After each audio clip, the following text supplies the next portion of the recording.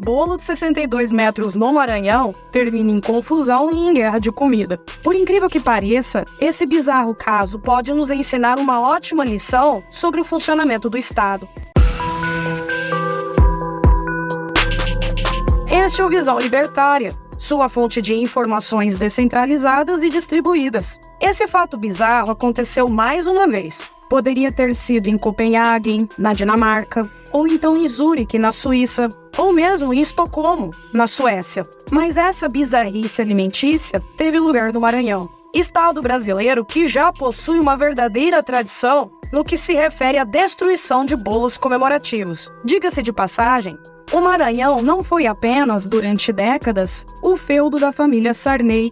Ele é também o estado de origem do agora Supremo Ministro comunista Flávio Dino, possuindo, que coincidência, o pior IDH do Brasil. A mais nova destruição de um bolo de grande comprimento aconteceu no município de São Mateus do Maranhão, por ocasião dos festejos dos 62 anos de fundação da cidade. Para brilhantar a festa, o prefeito teve a criativa ideia de fazer um bolo de 62 metros de comprimento para ser degustado por toda a população local. E como as imagens que circularam pela internet logo na sequência do evento demonstram, a coisa não saiu muito bem como planejado. Basicamente, as pessoas avançaram descontroladamente sobre o bolo, enfiando a mão e arrancando pedaços, de qualquer jeito, enfiando-os na sequência dentro de sacolas plásticas. Graças a essa bagunça toda, um métrico bolo ficou destruído em questão de segundos, enquanto todos os que participaram da farra,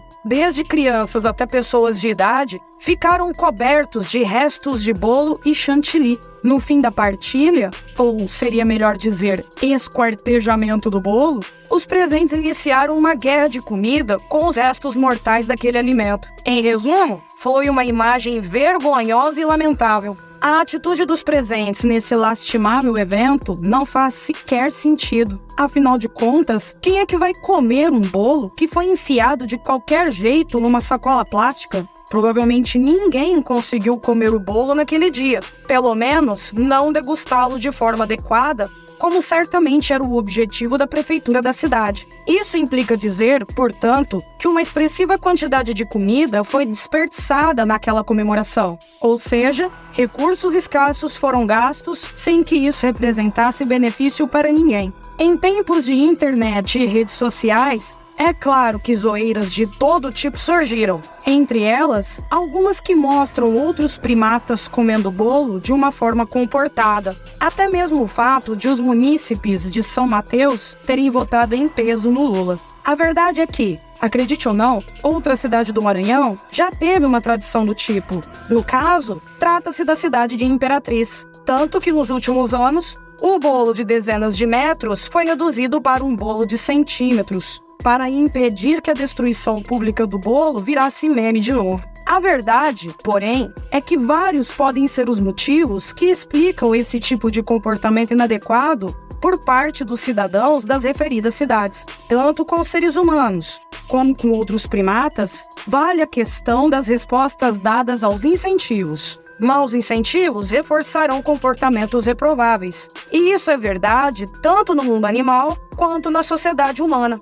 Muito provavelmente, foi isso que motivou a bizarrice que teve lugar em São Mateus do Maranhão. A outra piada, a da política, também é boa, mas ela precisa ser tirada do caminho. Esse comportamento reprovável não se deve aos interesses eleitorais dos moradores da cidade. Embora o povo de São Mateus tenha votado em peso no Lula, a verdade é que os moradores de Imperatriz, a outra cidade conhecida por destruir bolos compridos, votaram majoritariamente no Bolsonaro. Ou seja, não se trata de uma questão que reflete as tendências políticas dos moradores locais. A explicação também não reside no tamanho do bolo. Afinal de contas, certamente você já viu bolos enormes sendo partilhados sem que isso terminasse em guerra de comida.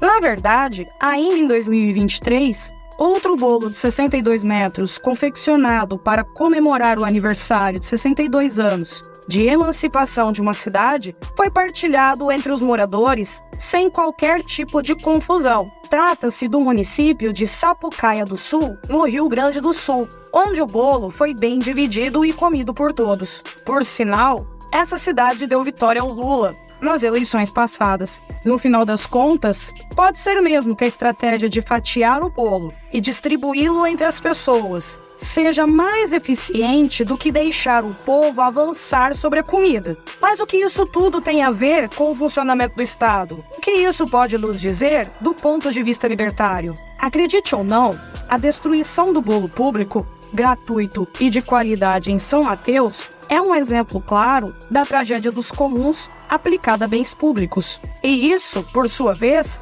nos ensina muito bem sobre como funciona o Estado e como são os incentivos que ele fornece à população. De forma mais específica, nesse caso, demonstra bem o funcionamento da tragédia dos comuns. Essa expressão se refere ao uso indiscriminado de um bem tido como de uso público e que, portanto, termina por ser depredado por todos. Imagine, por exemplo, um lago público, onde todos os pescadores profissionais possam pescar, sem regras nem restrições. O melhor uso desse recurso seria todos pescando de uma forma controlada para manter a quantidade de peixes sempre estável. Nesse cenário, não faltaria peixe para ninguém. Porém, em algum momento, um dos pescadores vai olhar para o seu vizinho e pensar: eu acho que esse sujeito vai começar a pescar demais para ter mais lucro. Se ele fizer isso, todo mundo vai ter menos peixe, mas ele vai ganhar mais dinheiro.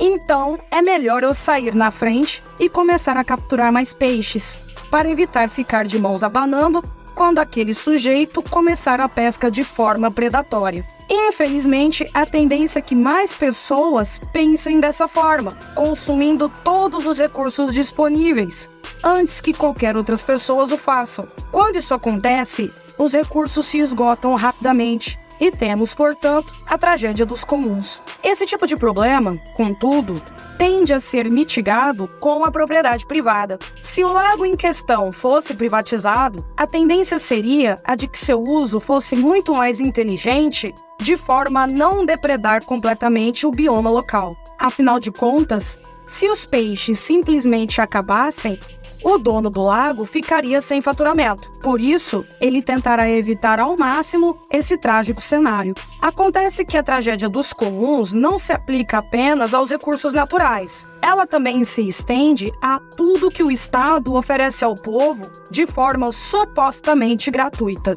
A coisa já começa errada justamente por conta do preço e de sua relação com a demanda. Se determinado produto ou serviço aparenta ter um preço zero, então sua demanda tenderá ao infinito. Se a fatia do bolo custasse, digamos, R$5, então automaticamente haveria ordem na divisão. Em primeiro lugar, porque a demanda pelo bolo seria menor do que se ele fosse gratuito. Em segundo lugar, a ordem viria porque ninguém quer correr o risco de pagar por um pedaço de bolo e ficar sem esse pedaço depois. Porém, com um preço aparentemente de zero, a tragédia dos comuns tomou conta de São Mateus. Cada pessoa naquele local sabia que, atrás de si, tinha alguém com ainda mais vontade de comer bolo e que avançaria sobre ele de forma impetuosa. O que cada indivíduo pensou, ainda que de forma instintiva? Se eu não correr também, vou ficar sem bolo. Portanto, todos avançaram para evitar ficar sem comer ao menos um pedaço. No fim das contas, tudo foi destruído sem que qualquer um deles pudesse saborear o tal bolo, ou seja, seu uso foi o pior possível. Acontece que esse fenômeno não se aplica apenas à comida. Ele também vale para escolas, hospitais, benefícios estatais e coisas do tipo. A tendência é que as pessoas usem essas benesses à exaustão, fazendo com que sua qualidade seja drasticamente reduzida e elevando artificialmente sua demanda. É por isso que, em se tratando de bens oferecidos pelo Estado, a depredação é quase uma regra. Todos querem usar o máximo possível. É de graça mesmo. Por conta desse uso indiscriminado, tudo custa muito caro aos cofres públicos, mas a qualidade é deplorável. Para todos esses casos, a privatização é e sempre será a solução. até mesmo em se tratando de bolos comemorativos. Um bolo de 62 metros, feito pela iniciativa privada, ainda que seja distribuído gratuitamente aos participantes, terá regras bem estabelecidas, que vão fazer com que a coisa toda fique organizada, sem desbancar para a barbárie. Tudo por conta dos corretos incentivos dos quais apenas a iniciativa privada dispõe. No fim das contas, não existe mesmo nada grátis. Nem almoço, nem bolo de 62 metros. Obrigado por sua audiência. Este artigo foi escrito por Quintessência e revisado por historiador libertário. Escreva artigos você também.